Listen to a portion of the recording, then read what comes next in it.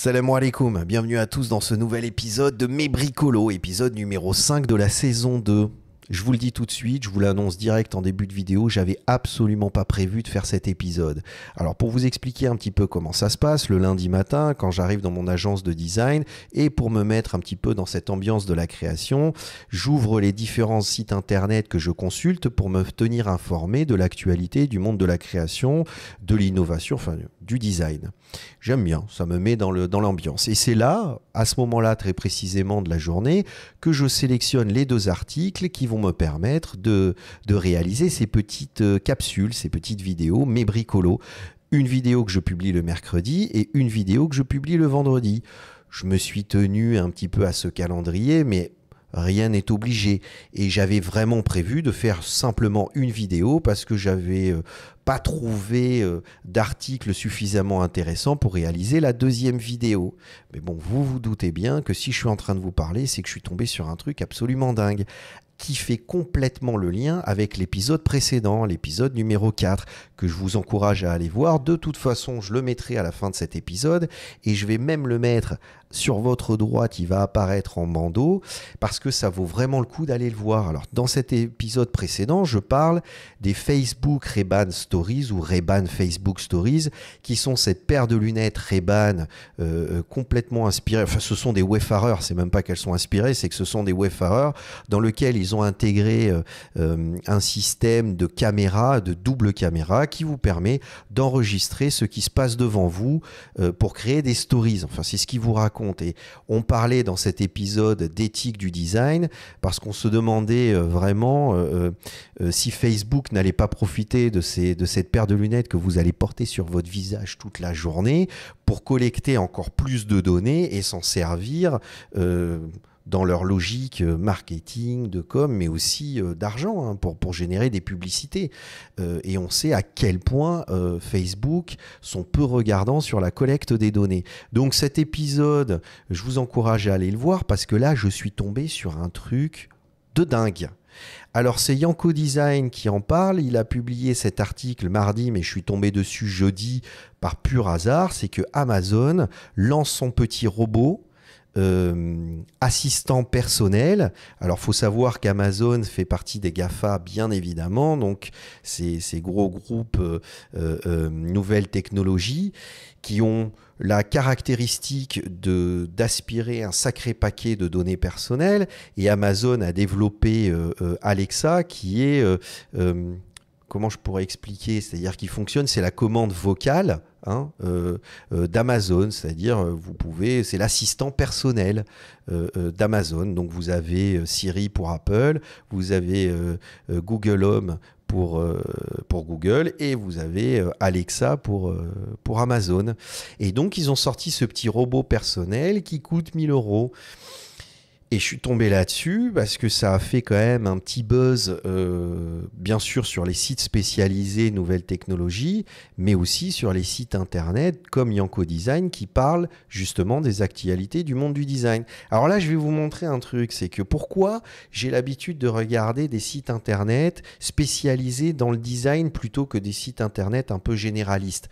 Regardez, je tombe sur celui de Yanko Design qui fait un vrai article avec un regard critique, pas uniquement sur le plan du design, du style et de la fonctionnalité, mais aussi sur ce que cet objet représente. J'ai mis en rouge une des phrases qu'ils expliquent, c'est-à-dire mais qui est vraiment le propriétaire de ce robot, sachant que vous dépensez 1 000 $ finalement pour que le robot collecte vos données personnelles d'une certaine façon. Donc, qui est vraiment le propriétaire? Est-ce que c'est pas Amazon qui vous, en plus de vous vendre un robot, c'est là le double effet qui se coule, va utiliser ce robot pour collecter un maximum de données? Et je vous garantis que ce robot, c'est juste effrayant.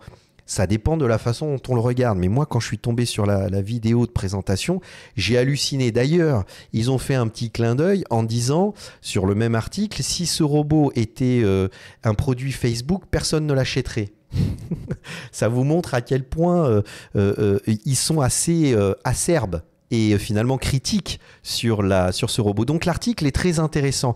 Et je le compare avec un article qui est le site Les Numériques, qui a beaucoup plus de vues, qui est beaucoup plus consulté que Yanko Design, qui nous sort un article très médiocre et tout petit, où ils nous disent « Oh, c'est le monde des bisounours, quoi. C'est génial, ce petit robot, il est magnifique, et puis il coûte que 1000 €, machin truc, bidule chouette. » Donc déjà, c'est simplement pour vous dire qu'il est toujours plus intéressant d'aller vers des sites un peu spécialisés dans le monde de la création, de l'innovation, donc des sites qui parlent de design en règle générale, parce qu'ils ont un regard bien plus intelligent que des sites généralistes. Donc faites votre recherche. Et puis ces vidéos de mes bricolos cherchent aussi à vous donner un petit regard critique sur les dernières créations. Alors des fois c'est époustouflant, mais là c'est relativement inquiétant. Puis en plus l'épisode précédent, je parle de l'éthique dans le design, là on peut se poser la question. Donc voilà le petit robot qui s'appelle Astro qui coûte 1000 €. Donc il coûte pas si cher que ça. Alors on se dit déjà, il a des roues, donc il monte pas les escaliers, il descend pas les escaliers, donc c'est fait pour les petits appartements. Le design a l'air très ludique, très accueillant. En plus, on voit complètement l'analogie, enfin sur le plan du style, mais je pense que c'est vraiment voulu avec le dessin animé 3D Wall-E. Parce que en fait tout le monde était tombé amoureux de ce petit robot Wall-E. Et là, je sais pas si vous regardez sur ce petit gif animé qui va faire tourner la tête à force de tourner en boucle, mais il y a un côté Wall-E sur ce petit robot. Et puis, alors même si c'est un gif, on se rend compte qu'il a une facilité de déplacement et il a un caractère assez sympathique. Alors là où ils ont été très intelligents Amazon, c'est que l'écran joue le rôle d'interface. C'est-à-dire c'est lui qui vous donne l'accès à finalement pas uniquement le contenu, mais aussi l'interaction que vous avez avec ce robot. Vous voyez ce que je veux dire? Il cligne des yeux, etc. Il fait pas mal de choses. Autre point qui est assez dingue, c'est qu'ils ont fait une niche. C'est-à-dire que le robot, à la fin, quand il a besoin de batterie supplémentaire et qu'il doit aller se recharger, sur l'écran, il a marqué « il faut que j'aille me recharger » et il part sur sa petite niche, il fait son petit demi-tour et il s'intègre parfaitement dans cette espèce de bloc arrière qui vient recharger le robot, qui continue d'ailleurs à avoir une action et une interaction avec vous via Alexa. Donc on est complètement dans un mimétisme de la réalité, donc du petit chien, du petit compagnon de la maison, qui est assez incroyable. Alors, pourquoi pas ? Moi, je pars du principe en me disant c'est intéressant. Donc là, on se rend compte assez bien de son volume. C'est un petit objet qui passe partout. L'image permet aussi de se rendre compte qu'il peut passer les moquettes, il peut rouler sur les moquettes sans problème. Et c'est vrai que dans cette image, c'est intéressant parce qu'on voit un senior et surtout en sortie de pandémie, enfin j'espère sortie parce que là, on n'en peut plus de ce truc-là. On n'est pas forcément en contact avec nos parents facilement. Un petit robot qui suit... un senior, c'est quand même intéressant parce que si jamais il se passe quelque chose ou si la personne est fatiguée, c'est l'interface numérique qui va comment on dit, qui va se diriger vers la personne et pas l'inverse. C'est-à-dire que, je sais pas, il vous arrive quelque chose, aller chercher son téléphone, c'est pas forcément tout le temps très pratique pour des seniors. Alors que là, c'est cette interface numérique qui vient à proximité. Donc ça, c'est intéressant. Pourquoi pas? Moi, je garde l'esprit ouvert. Vous voyez ce que je veux dire? En dehors de ça, il a un petit bac à l'arrière qui peut vous permettre d'apporter des objets. Alors, évidemment, il n'a pas de bras pour aller récupérer, ouvrir votre frigo et tout ça. Mais ce petit bac est intéressant parce que vous pouvez mettre quelque chose dedans et puis après, alors là on voit tout de suite les gens qui pensent à l'apéro, je mets des cacahuètes et puis le mec il va faire le tour de la maison pour aller filer des cacahuètes à tout le monde. Ou c'est moi qui ai pensé ce genre de truc. Mais en fait je trouve qu'il y a un côté aussi assez pratique et ergonomique qui fonctionne bien. Donc le design marche bien. Moi en fait quand je pense à un robot, c'est assez compliqué de créer un robot simple qui permet de vraiment donner la sensation d'une interaction, d'accord? Et là, je trouve que c'est très bien fait, c'est-à-dire sur le plan du style, du design et de l'ergonomie, de la fonctionnalité même de l'objet, je trouve ça très bien fait. Alors évidemment, je ne l'ai pas testé, je vous parle de ce que j'ai vu. Par contre, il y a des trucs beaucoup plus flippants dans ce robot. C'est qu'en fait, alors on le voit, je vais revenir à l'image précédente, mais ce gros bloc là, ce gros tube ne permet pas que qu'à maintenir l'écran. Il contient aussi une caméra 360 télescopique, les copains. C'est-à-dire que si par exemple, alors là il vous le montre dans un problème, genre on essaie la nuit, on a entendu du bruit, le robot se lève, il sort de sa petite niche, il lève son truc, sa caméra 360 et il scanne la baraque. D'accord ?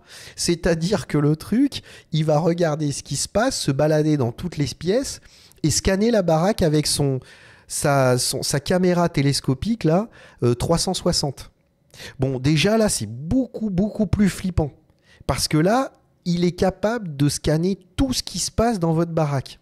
Et d'ailleurs, il explique à un moment donné, dans la vidéo de présentation qu'on va voir à la fin de l'épisode, je voulais garder pour la fin parce que c'est juste incroyable cette vidéo, elle est ahurissante, on va un petit peu la disséquer ensemble.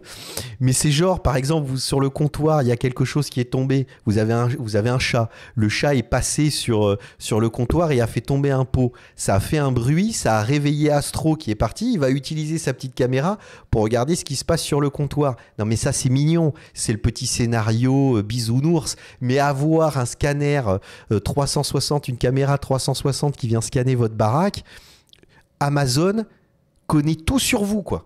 C'est-à-dire que les codes barres, les mecs qui font de la reconnaissance faciale, ils ont aucun problème pour reconnaître un objet à partir d'une image. Ils vont scanner tout ce que vous consommez, tout ce que vous avez acheté, les derniers produits. Ils vont être capables, mais c'est ahurissant à quel point ils vont être capables de collecter un maximum de données. Et la dernière image, qui est cette image, qui est une image officielle hein,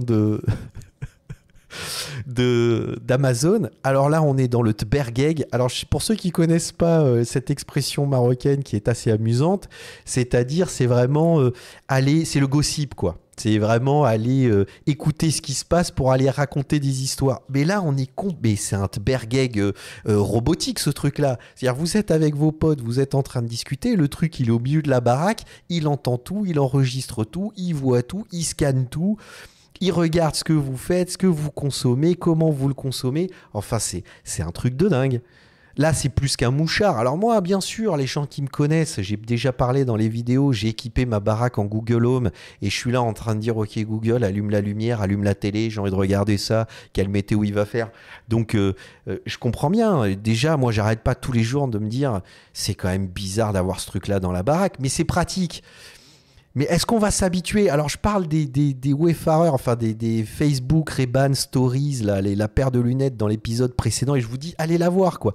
On parle d'éthique du design, de collecte de données, c'est Facebook, mais Amazon, vous croyez qu'ils vont faire quoi? Ils ont une éthique un peu plus...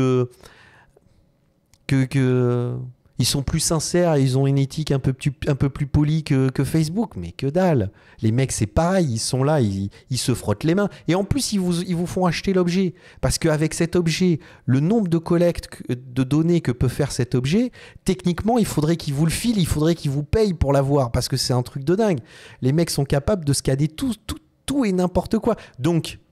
Comme ce que je vous avais annoncé comme prévu, on va se régaler en regardant la petite vidéo d'introduction et on va la disséquer ensemble. Donc ça, c'est la vidéo d'Amazon pour vous vendre le produit. Alors, je vous explique, hein, le produit est disponible à la vente. Hein. Vous pouvez l'acheter. Alors, je crois qu'aujourd'hui, c'est uniquement sur le site américain, mais vous pouvez l'acheter techniquement. Donc, on va la regarder.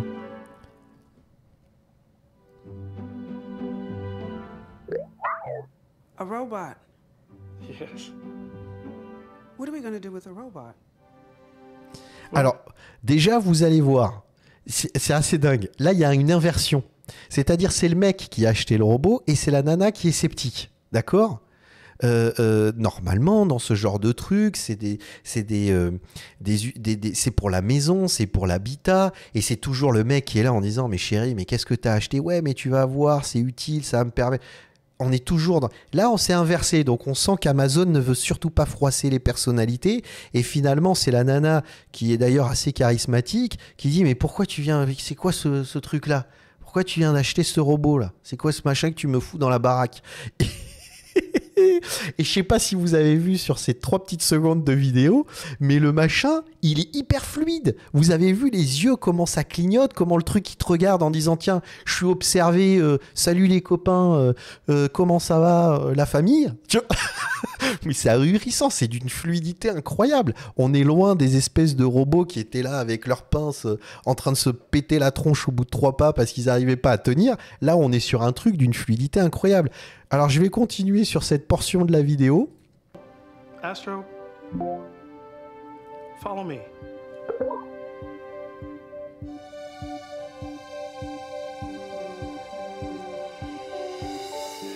Hi, Grandma, I miss you. Alors là, on vient de voir la vidéo et on a exactement le même... En fait, cette femme qui pose la question de pourquoi ce robot, en fait, finalement, elle a exactement la même attitude que nous.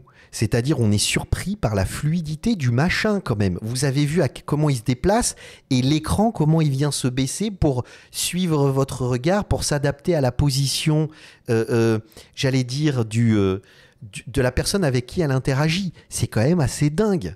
Non mais vous avez vu le truc un peu? Il n'y a que moi là qui suis complètement ouf. Alors si vous regardez les likes de la vidéo, vous le voyez en bas, là je le montre avec le doigt, mais ça sert à rien.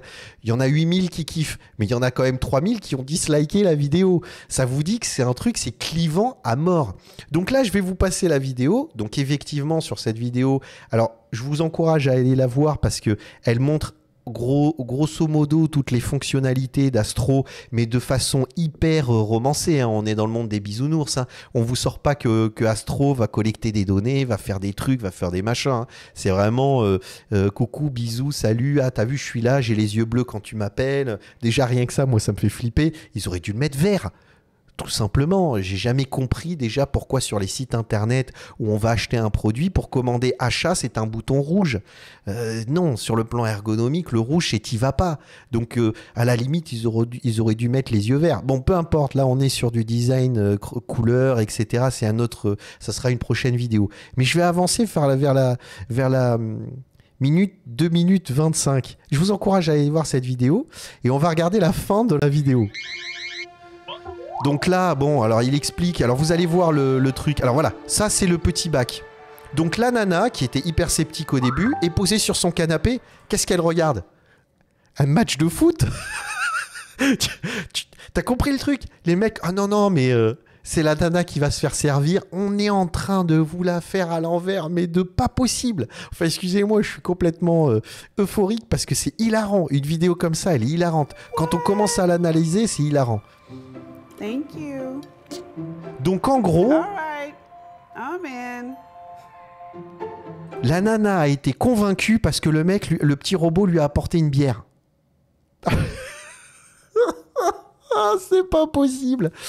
Ah là là là là. Donc en fait, c'est la nana qui porte le slibard parce que je dis regardez. En fait, j'ai pas envie de faire. Bon, en gros, on joue complètement sur les sensibilités de chacun, sur le rôle de chacun, sur la position. On vous fait croire des trucs. C'est complètement de la manipulation, mais en veux-tu, en voilà. Et c'est pour ça que je vous encourage à aller voir cette vidéo parce que c'est une leçon de manipulation mentale à mort de chez à mort, complètement dans une logique marketing de communication, hein, je leur en veux pas.